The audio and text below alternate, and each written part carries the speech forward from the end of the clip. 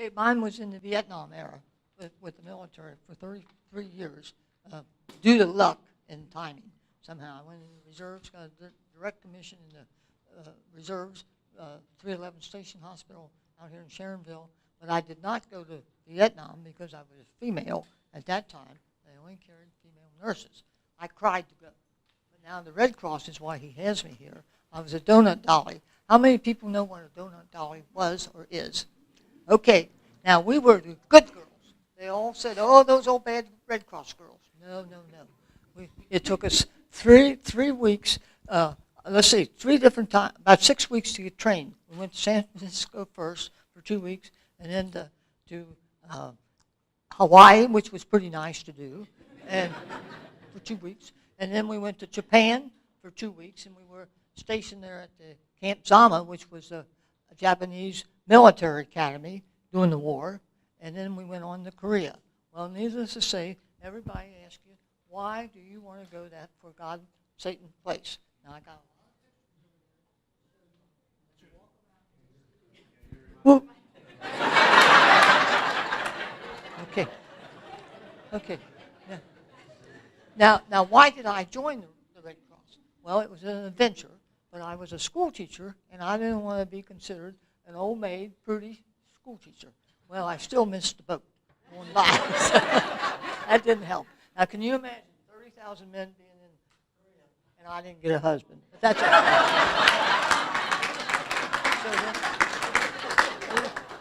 So we had eight girls to a unit, and we were in little units, they called it. And we went over there, and our main job was to make recreational programs, paper and pencil, and all types of things. And we had equipment that the Red Cross paid for, films, slides, and so on.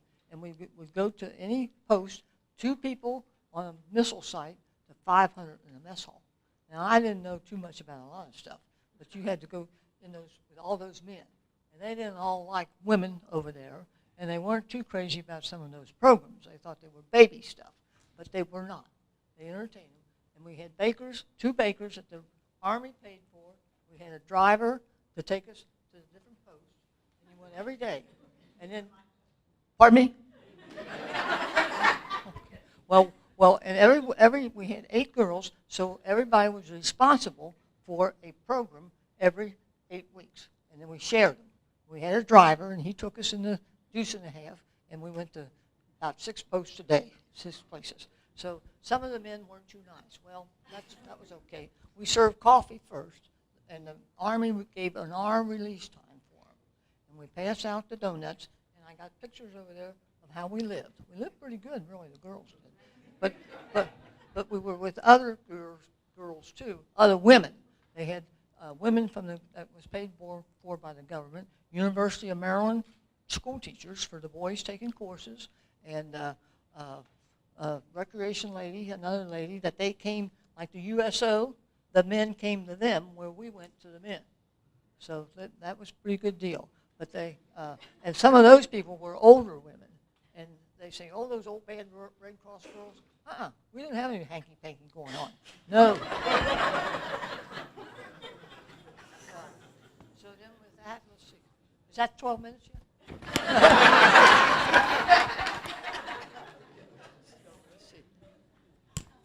Let me see. I put down a few notes here. 8 girls, and you had to go do that, yeah. Okay. Now, then the other thing is, and you're going to see in those pictures, we do a lot. The military budget encompasses a lot of money, which people don't realize that. And all that came out.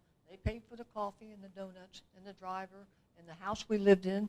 We lived in W2 barracks, and our office was there. We had all kind of supplies that we could make anything we wanted to.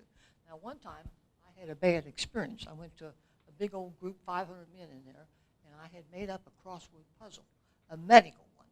And I gave each man all the stuff he passed out, and a pencil and so on. And they started making fun of it.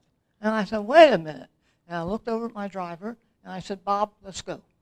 And he liked to die. He didn't believe it. We packed up our stuff, and away we went. I thought, the hell with those guys. You know? So with that, we went ahead. And as it turned out, it was pouring down rain. And we stopped along the road. Some engineers were working. and we gave them donuts. Well, they were so happy you thought we And then we wound up having R&R. We got to go on R&R. You know what that is, rest and recreation. Well, we got to go to Japan. We got 2 weeks to go on that. That was free, really, free time. So as it turned out, I happened to meet a couple guys that day, that rainy day, that I kind of liked. And so they were signalmen, and the one taught school, and the other one, they were in the signal corps. So they kind of liked me at the time. We became friends. Now, they were enlisted men. I was given the lieutenant rank. We weren't supposed to mess with enlisted men. No. So as it turned out, we went to see Danny Kaye. It was at Christmas time. Danny Kaye was on for the USO show. Well, he turned out to be a little son of a gun. But yeah. So as it turned out, I knew the lady that had him come over there. And when he got off the plane, I'm going to say something bad. He says, "Are you the little goddamn son of a bitch that brought me over here?" Yeah. But then he did something good. He came on stage and a leather coat, and with that, he says, "You want to take my picture?" And with that, he ran down the steps. You couldn't take your eyes off of him. Unbelievable. But that was that. So the next day, we were going to go bye-bye to Japan. So I said to Jack, "Oh, we're going bye-bye." And he says, "Oh, maybe we can go too." So he wound up, they got permission to go. And they did go. They wound up being over there before we did. But now my friend that was going with me was a very educated family, from a very fine family from Chicago. And do you know, I did not have the nerve to tell her that we were going to travel with 2 men. And that was a scream. It really was. But it worked out well. We did no hanky-pank again either. No. And in fact, the one little boy, young man, was a Carranza, Jesse Carranza.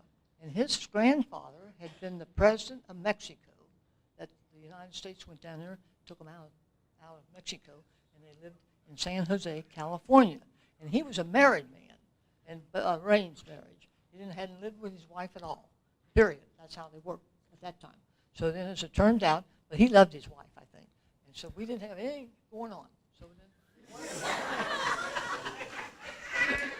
one night we were at Zama, Camp Zama, and they had a hot bath. You know, those Japanese have all those hot baths. Well, we went in with our clothes on. I had a red sweatshirt on and overalls, and one man came down and knocked on the door. "Would you go back to your other room, wherever it is?" He was an Air Force man. Well, so that was that. Okay. I think that's it. Well, anyway, I started to tell you how the men didn't like coming to Korea. Now the government did one bad thing. They extended that tour. It was a 13-month tour to start with. And in the middle, they extended it, because that's when Vietnam started. And people don't remember that. I remember that like it was yesterday. The old Kennedy on the telephone talking about it. John Kennedy. And so then with that, they extended it. Well, then all of a sudden, and the men used to go home on the boats. All of a sudden, they realized they were sending people over here in the airplanes, but they didn't. They sent them home empty. So then with that, they went ahead and extended them 18 months, and morale was really low. Because when you got off that airplane, I don't know if anybody in here was there during those times or not. This was 61, 63. They ate kimchi. You know what kimchi is? Uh-huh. Whole country smells of it. Cooked cabbage. It was terrible. Oh, gosh. And they ate that along with dogs. They killed the dogs. Now, you'll see those pictures of how those people lived. But thanks to the United States, they don't live like that over there in Korea anymore. You know what Seoul looks like, don't you? Yeah. And yet all these people in the world hate us. We built up these countries. Now, right now, built Afghanistan. We didn't rebuild Afghanistan, but we got no money for a bridge across the river here. Isn't that right? Well, sir, is that enough?